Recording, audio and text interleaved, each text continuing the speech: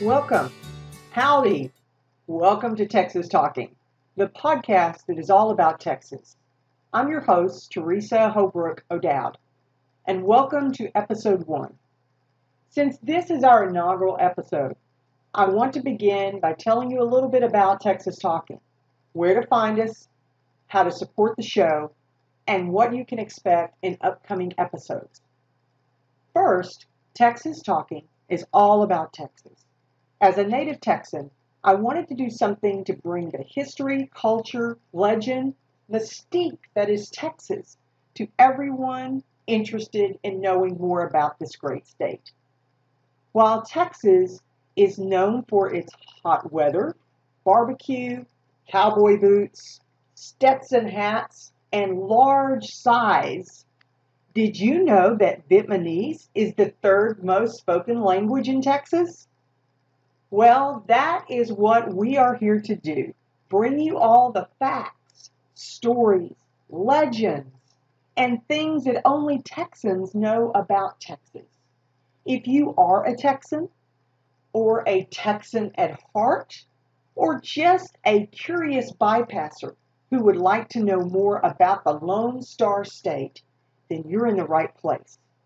No topic is off limits in this podcast. We'll explore everything from Texas-style cuisine, attractions, places to visit, historical sites, historical figures, as well as topics suggested by you, my audience. So, where can you find us? Well, if you're listening to me now, there's a good chance that you found this podcast at Spotify or Apple Podcasts, YouTube, or maybe even on Facebook or at our website, texastalkin.com. That's Texas, no space, TALKIN.com. So now that you know where to find us, let's talk a little bit more about what you can expect. I hope that you will join us every 2 weeks for new episodes. Like us on Facebook, give us some 5-star reviews on Apple Podcasts, and support us at Patreon so that we can remain on air commercial free. That's Patreon, patreon.com/Texas Talkin. Remember, that's spelled Texas, TALKIN. And then click to become a patron. You can make a one-time donation in any amount, or if you're so inclined, you can support the podcast each month for as little as $1 per month. Now, let's get to it. In our first episode, I want to tell you the amazing story behind the Texas state flower, the bluebonnet, also known by its scientific name, Lupinus texensis, or buffalo clover, wolf flower, and el conejo, that's rabbit in Spanish. Did you know that there's not really just one state flower of Texas, but 6? That's right, there are 6 types of bluebonnets found in Texas. The Big Bend bluebonnet, or Harvard bluebonnet, which is much taller than most bluebonnets. Then there is the sundial lupine, or wild lupin, which is more purple than blue. The dune bluebonnet, or sometimes known as the Nebraska lupin, which can be found in Montana, Nebraska, Wyoming, Colorado, far northwestern New Mexico, and the far northwestern Texas. The Sandyland bluebonnet, that adorns Texas roadsides as a colorful sign of spring in central Texas. The Texas lupin, buffalo clover, wolf flower, often planted by highway departments and garden clubs, and is one of the 6 lupinous species which are collectively designated as the state flower of Texas. And finally, the Bajanda lupine, annual lupine, sometimes called the Nipomo Mesa annual lupine, with its reddish purple flowers. The origins of the bluebonnet are chock full of myths, legends, quirky stories, but the flower remains one of the most beloved and recognizable symbols of the great state of Texas. The bluebonnet became the official flower of Texas in 1901 when it was adopted as the state flower of Texas by the Texas State Legislature. But it was not without controversy. The National Society of Colonial Dames of America successfully convinced the Texas legislature to choose the bluebonnet, a name that paid homage to many brave Texas pioneer women. The first flower nominated was the cotton plant, which was chosen because cotton is symbolic of Texas' economic independence and growth. Shortly after that, a legislature dubbed Cactus Jack nominated the pear cactus for its hardiness and strength. Horrified by the ugly flower choices, the National Society of Colonial Dames of America nominated the bluebonnet. Although cotton was likely to pass, the women who made up the National Society of Colonial Dames of America would not go without a fight. They displayed paintings of bluebonnets on the floor of the legislature, and they made floral arrangements of bluebonnets to adorn each politician's desk the day of voting. Sure enough, the bluebonnets were able to win the vote with their striking beauty. While the species of the bluebonnet originally chosen was the Lupinus subcarnosus, it also happened to be the least attractive of the bluebonnet varieties. So as a result, in 1971, the legislature decided to settle a debate that had been brewing for almost 70 years by combining all varieties of bluebonnets under the official state flower. The wide variety of bluebonnets that can be found across the great state of Texas is as wide as the stories, songs, poems, and myths inspired by the beautiful plant. Early inhabitants of Texas wove fascinating folk tales around them. Early day Spanish priests gathered the seeds and grew them around their missions. Historian Jack McGuire once wrote, "It's not only the state flower of Texas, but also a kind of floral trademark, almost as well known to outsiders as cowboy boots and Stetson hats." He went on to say that the bluebonnet is to Texas what the shamrock is to Ireland, the cherry blossom is to Japan, the lily to France, the rose to England, and the tulip to Holland. Julia D. Booth and Laura C. Crockett wrote a song named Bluebonnets that eventually became the official Texas state flower song after the 43rd Texas State Legislature passed a resolution. But beyond the legends and a state song, the bluebonnet has inspired countless musicians and poets alike, such as this poem by Gail Mazur. I lay down by the side of the road in a meadow of bluebonnets. I broke the unwritten law of Texas. Or this story of the bluebonnet from a Native American collection of myths and legends. Legend of the Bluebonnet. Then there is this recording of the official state flower song performed by the Shimmer Flute Choir at the Chapel Hill Historical Society Museum in 2017.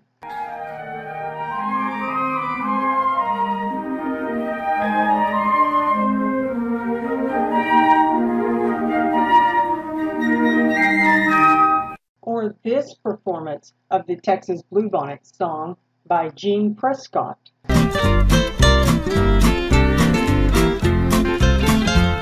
Those Texas bluebonnets.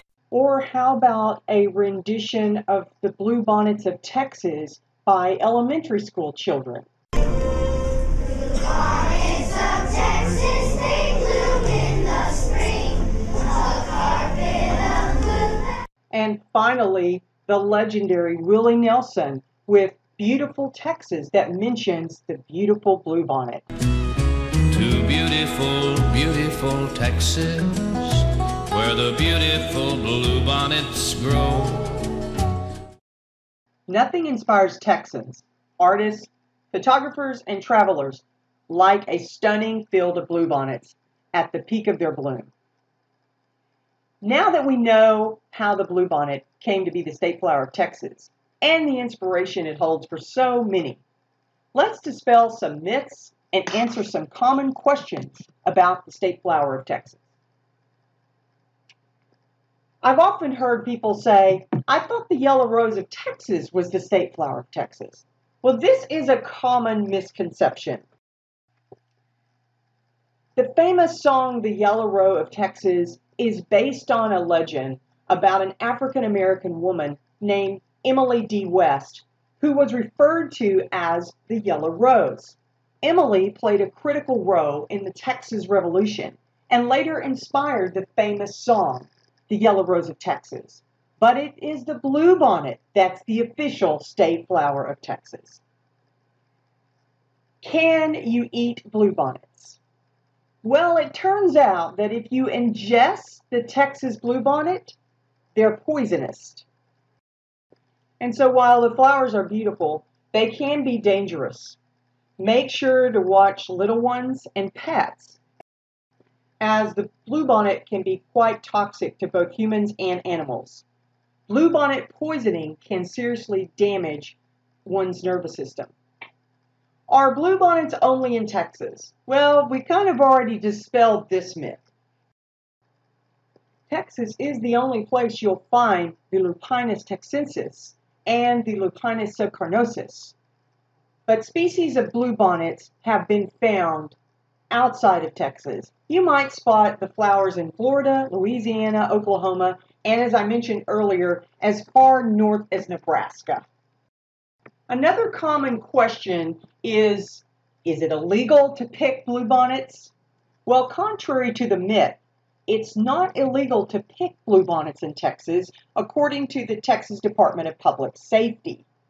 That being said, there are some areas where you should not pick bluebonnets, most notably state parks, Texas state parks that is, for wildflower viewing, where it is against the law to pick and cut or destroy any plant on park grounds. Also, when you're hunting for the best Texas bluebonnets, you want to make sure that you're not on private property, because it is illegal in the state of Texas to trespass on private property. In fact, it's taken quite seriously. Where is the best place to see bluebonnets in Texas? One of the best places to see bluebonnets is Ennis, Texas, which was named the official bluebonnet city of Texas in 1997. Ennis hosts the official Texas Bluebonnet Trails, where up to 100,000 people visit each year to feast their eyes on 40 miles of wildflowers. Of course, you can find bluebonnets all across Texas roadways in the spring. Another place that's famous for the bluebonnet is Chapel Hill, Texas. It's also known for stunning wildflowers and hosts the famous official State of Texas Festival each year. Another classic is Burnett, Texas, which is the bluebonnet capital of Texas and is located 60 miles northwest of Austin and directly west of Georgetown, Texas on Highway 29. In fact, there are many bluebonnet spots and trails in Texas that are on what I like to call the Texas Bluebonnet Roadmap.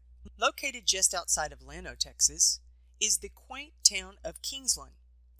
It isn't accustomed to a lot of visitors, which makes it a great choice for a bluebonnet tour. Explore Kingsland's many bluebonnet hotspots, including abandoned machinery and railroad tracks that have been taken over by hundreds of bluebonnets. If you need a rest stop, Brennan is it. Brennan has a number of places to stay, eat, and endless fields that are filled with bluebonnets. In addition to having photo opportunities, it also has several safe places to park. This isn't always true when looking for those photo ops on the side of the Texas highway.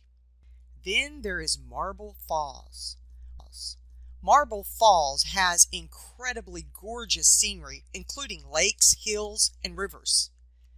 But if you visit Marble Falls in April, you can explore the town and watch the brilliant bluebonnets grow. Plus, it's right next to Kingsland and Burnett, which creates a great trio of places that you can spend time looking at bluebonnets. If you head back over to Austin, Texas, you will find the Lady Bird Johnson Wildflower Center. And in fact, I used that website for a lot of the research that I did for this Bluebonnet podcast. It's named after the former First Lady, Lady Bird Johnson. The Wildflower Park and Research Center is home to nearly 900 species of native Texas plants, with a variety of trails that gently loop through both meadows and gardens alike. You can spend an entire day casually exploring the scenery. There are a number of educational programs available for children that teach them the importance of conservation and the cultivation and appreciation of the natural beauty that Texas has to offer. Finally, don't forget Big Bend National Park. While this destination is kind of off the traditional Texas Bluebonnet Trail, it's well worth a trip if you're looking for a unique and enchanting bluebonnet experience. The bluebonnets at Big Bend National Park often reach heights of up to 3 feet. The Big Bend bluebonnet is thinner and taller than its cousins in the state's interior. Put all these sides together and you'll have some of the best bluebonnet spots and trails in the entire state of Texas. In fact, for this special inaugural episode of Texas Talking on the Texas Bluebonnet, I've put together a digital Texas Bluebonnet roadmap that I will send to any listener that supports me on Patreon. So when do bluebonnets bloom? Well, during mild winters, and Texas is kind of known for its mild winters, although sometimes we do have some snow and ice. Bluebonnets may start blooming as late as February or March, but often it's early April when the best viewing of bluebonnets can be found. The bluebonnet is a resilient flower, and it returns each year despite the harsh soil and weather conditions that exist in Texas.